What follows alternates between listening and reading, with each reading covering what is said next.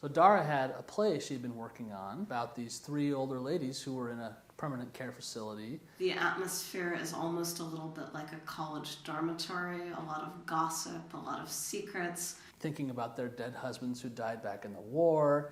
And a lot of people having crushes on each other. We got the opportunity to work with Washington National Opera with their American Opera Initiative. So this is our first opera, either of us. I always thought it would be, oh, the librettist will send you a text and you'll never speak to them. We're sort of the opposite of that. If one of us wants something to happen, like a particular plot point, we'll talk to one another and say, should we achieve this through music, or should we achieve it through words? It starts with these ladies, these octogenarians, at the card table talking about how their husband was more heroic because he died this way. Well, no, my husband was more heroic because he died this way.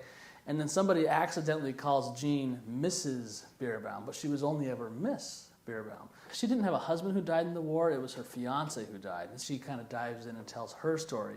And then there's this moment when they all three come together and the trio erupts.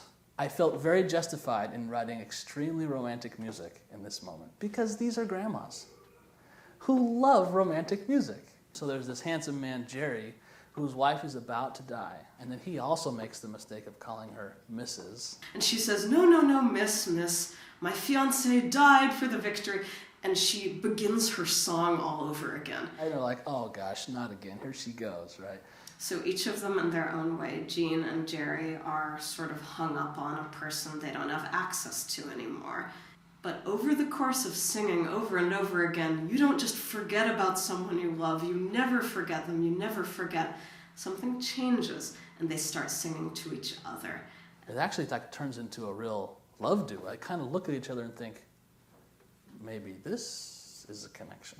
We decided after the workshop that there was more that we needed to say. We're expanding the piece to a full-length piece. So Act 2 will take place during the war, and everyone will be away from each other. And then in Act 3, it's back in present time, and the children come to visit. I hope that Game of Hearts leaves people laughing and reminded that it really never is too late to fall in love again and again and yet again. Most people can't stop themselves from doing so, and that's what the opera's about.